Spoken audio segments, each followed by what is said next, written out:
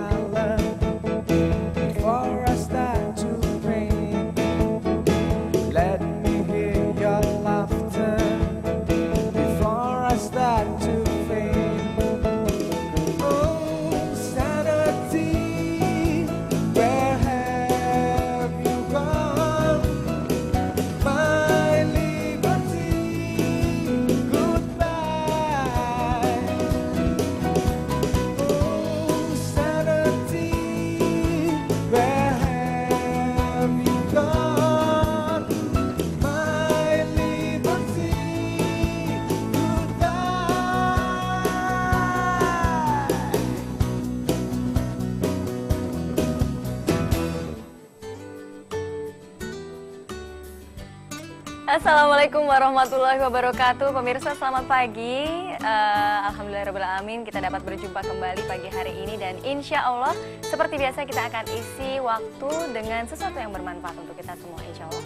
Nah untuk itu tema kita pada pagi hari ini yaitu ekonomi syariah di era modernisasi. Dan tentunya saya tidak sendiri.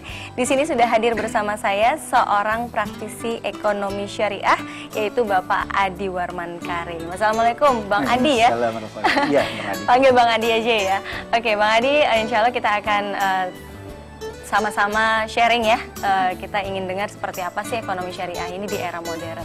Baik, dan insya Allah pemirsa bersama saya Indah Kirana, saya akan menemani Anda dalam Sukses Syariah bersama Mandiri Group dan Bank Syariah Mandiri di Metro TV, meraih kemenangan. Membangun ekonomi, keuangan, dan perbankan syariah sebenarnya merupakan bagian dari pembangunan nasional. Institusi keuangan syariah secara faktual dan potensinya memiliki kemampuan untuk berkontribusi dalam pembangunan, masalah pengentasan kemiskinan, dan pemberdayaan ekonomi masyarakat lapis bawah.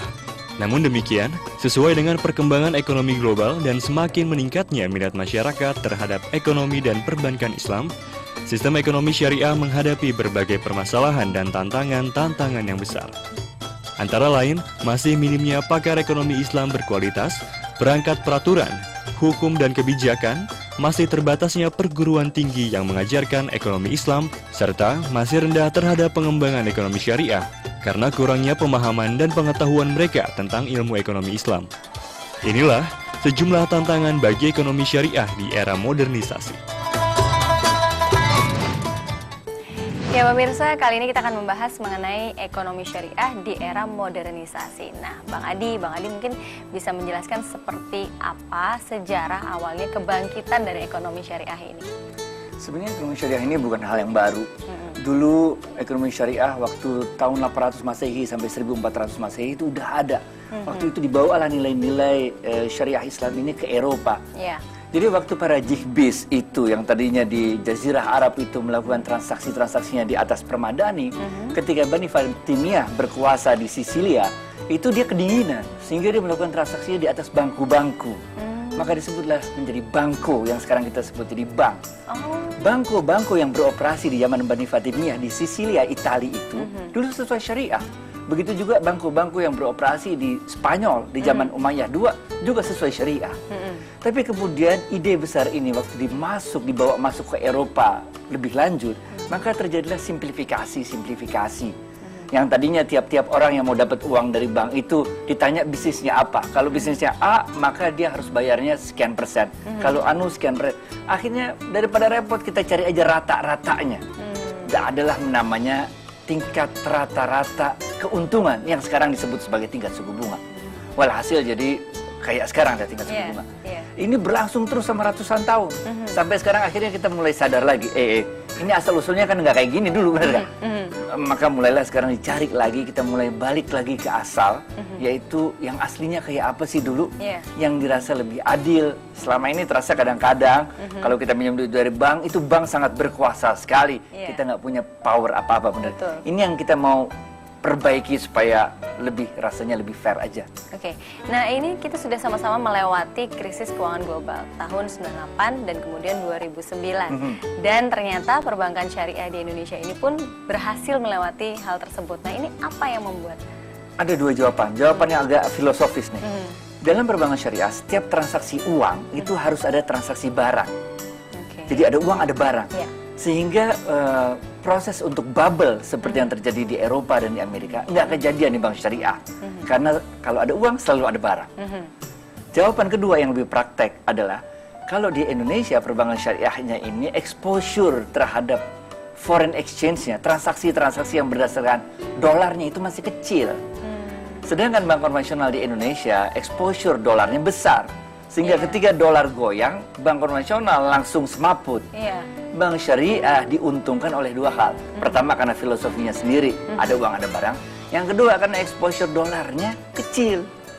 Itu sebabnya ketika terjadi dua kali krisis, perbankan syariah di Indonesia tetap survive. Oke, kita akan lanjutkan kembali pembahasan ini, semakin menarik sekali pemirsa. Tentunya kita akan bahas seperti apa ekonomi syariah di era modern. Sesaat lagi tetaplah di Sukses Syariah.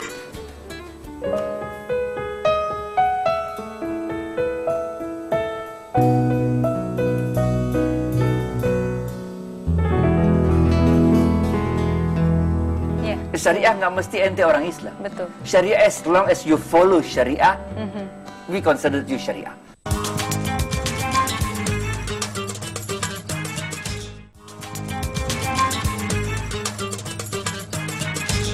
Dipersembahkan oleh Bank Syariah Mandiri.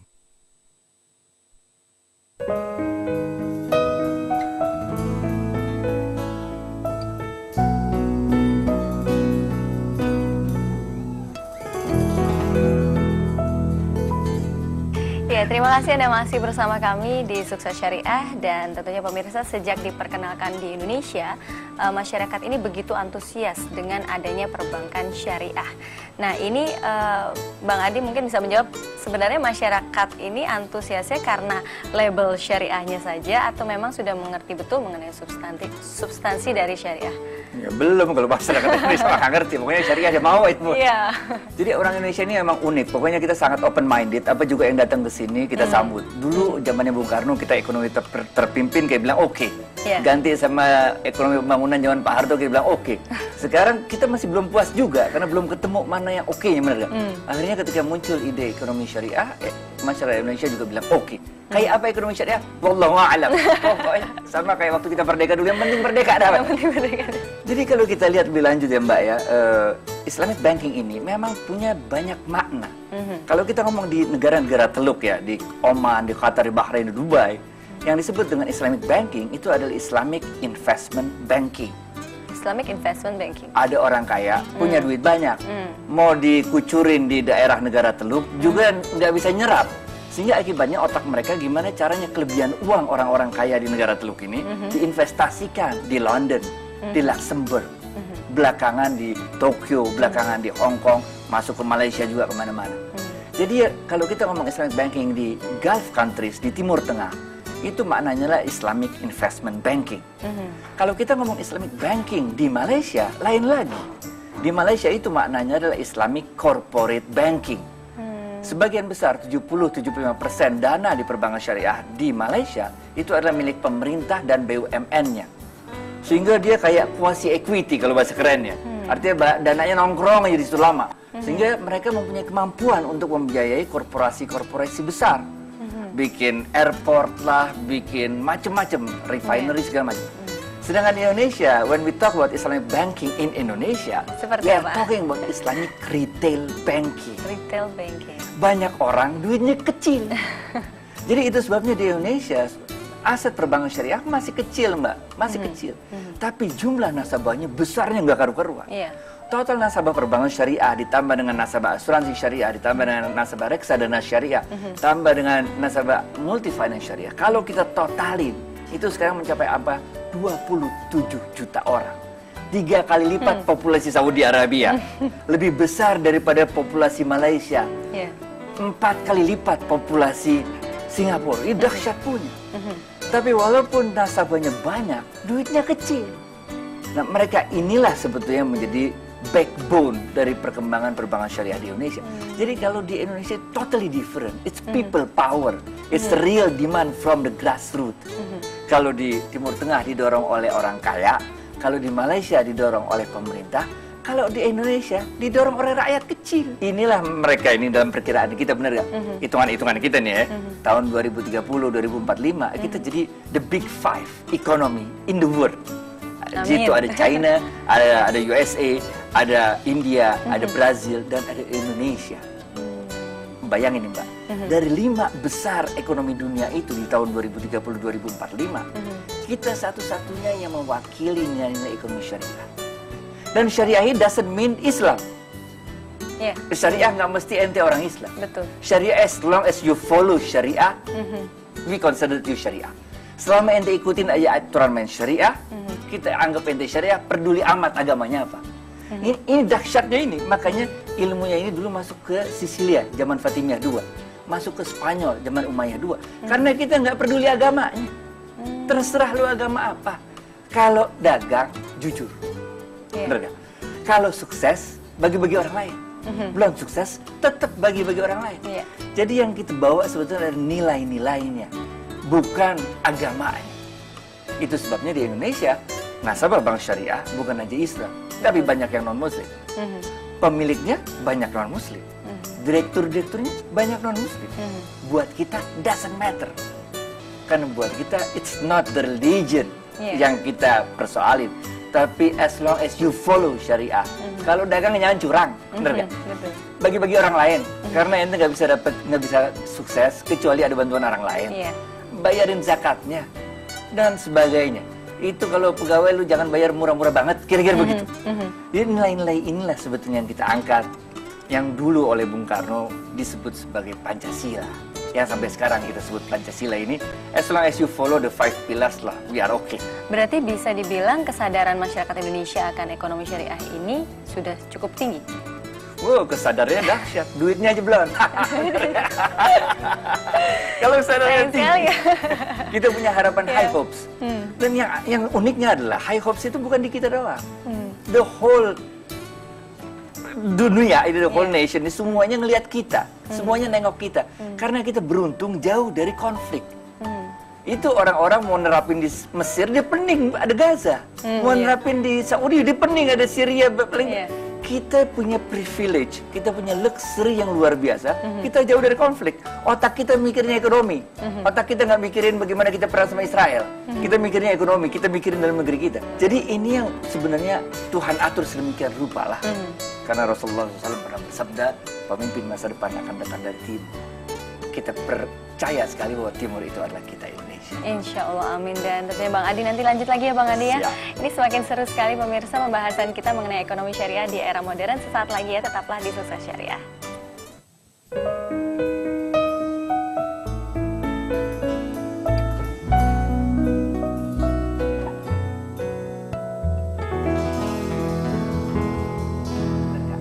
Saya nggak mau uang saya yang banyak ini, bisnis saya yang besar ini, saya ikut bank syariah, tapi saya nggak ngerti apa itu bank syariah.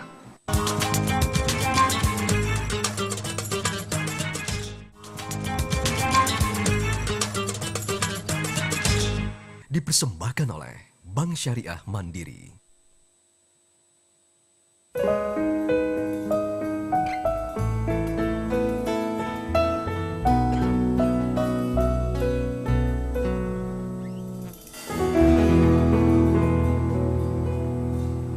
Masih bersama kami di Sukses Syariah, kita sudah sampai di segmen terakhir dan Bang Adi mungkin bisa pendapatnya nih mengenai eksistensi ekonomi Islam di era globalisasi ini bisa menjadi dua sisi. Satu, globalisasi bisa menjadi ancaman, Atau di sisi lain justru bisa menjadi tumbuh lebih pesat dengan syarat bisa mengikuti tuntutan zaman. Nah ini gimana menurut Bang Adi? Saya rasa dari data-data yang ada ya, jumlah nasabah dan sebagainya, nggak bisa dipungkiri lagi bahwa kita adalah the biggest Islamic retail banking in the world. Dibulak-balik kayak apa datanya juga nggak bakal bisa berubah. We are already now menjadi the biggest Islamic retail banking in the world. Kalaupun masih ada ekonomi konvensional, it's fine. As long as ekonomi konvensional bisa kita inspirasikan supaya mereka mengambil nilai-nilai kita. Meskipun namanya tetap konvensional. Jadi ntar namanya ekonomi kapitalis nggak apa-apa, yang penting kapitalis syariah, benar nggak? Artinya nilai-nilai syariah masuk ke kapitalisme. Kalau namanya ekonomi sosialis, oke lah, ekonomi sosialis syariah. Buat kita name doesn't matter untuk urusan muamalat ini.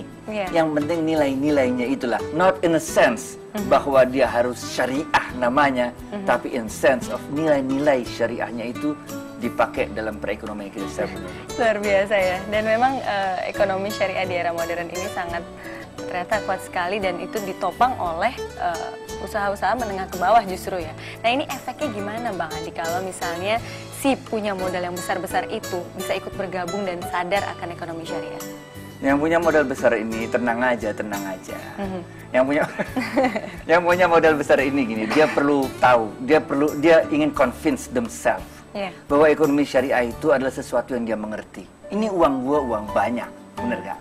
Saya nggak mau uang saya yang banyak ini, bisnis saya yang besar ini, saya ikut bank syariah, tapi saya nggak ngerti apa itu bank syariah. Dan kadang-kadang salah kita juga, mohon maaf ini, kita nerangin ekonomi syariah pakai bahasa Arab segala macam, orang jadi tambah takut, bener gak? Oh, gue nggak ngerti, bener gak? Ikro juga belum bisa, bener gak? Nah, apalagi suruh tes ngaji. Ini bukan soal tes ngaji, ini soal how you understand the mekanismenya, bener gak? Jadi kadang-kadang kalau dalam bahasa Arabnya nih, likulli makom makol. Sampaikanlah sesuatu pada orang sesuai dengan tingkat pemahamannya. Kalau tingkat pemahamannya basic, maka yang diterangin ekonomi syariah yang basic-basic aja. Kalau nanti dia udah mulai tingkat pemahamannya agak ribet, baru kita sampaikan pakai bahasa yang lebih ribet lagi, bener gak? Jadi kalau kita belum apa-apa, udah nyampein yang susah-susah, orang pada kabur duluan. Kalau masih ada waktu nih, ntar ente edit-edit sendiri kalau kelebihan, bener gak? Waktu saya baru pulang dari Amerika, waktu kita harus nerangin apa itu bank syariah di hadapan para bankir. Lalu kita terangin lah ekonomi syariah panjang lebar. Semua orang terpesona, hebat ekonomi syariah. Lalu ada di antara yang mereka yang hadir, nanya, angkat tangan. Pak Adi, di bank syariah itu ada LC apa kagak? Letter of Credit. Maka saya nggak pernah kerja di bank, sehingga saya nggak tahu apa itu LC. Kalau saya ngaku nggak tahu, saya jadi kayak balon kempes, benar nggak? Yang ternyata hebat, shoot, benar. Jadi saya jawab, oh ada, di bank syariah ada LC. Tapi namanya bukan LC. Kalau di bank syariah namanya idgham bi ghunnah. Pokoknya lu cari aja bahasa Arab yang susah, lu jeplak, bener gak? Sampai dia bingung, bener gak? Oh, abis itu dia bilang, oh jadi idgham bi ghunnah itu apa, bener gak? Kita jangan langsung jawab, ini bukan tajwid nun ketemu nun jadi dengung, jangan. Kita jawab lagi, lah LC itu apa? Dia terangin LC begini begitu. Oh, baru kita jawab, oh kalau itu namanya bukan idgham bi ghunnah. Itu namanya kafalah bi ujrah. Ente cari lagi bahasa Arab yang lebih susah, bener gak? Jadi it's how you explain the people about the things, benar gak? If you make it difficult, then it's difficult. If you make it easy, then it's easy. Baik, terima kasih banyak Bang Adi dan tentunya pemirsa masih banyak lagi yang akan kita bahas dalam Sukses Syariah berikutnya. Akhir kata saya Indah Kirana mohon pamit. Sampai jumpa dalam Sukses Syariah bersama Mandiri Group dan Bank Syariah Mandiri hanya di Metro TV meraih kemenangan. Wassalamualaikum warahmatullahi wabarakatuh.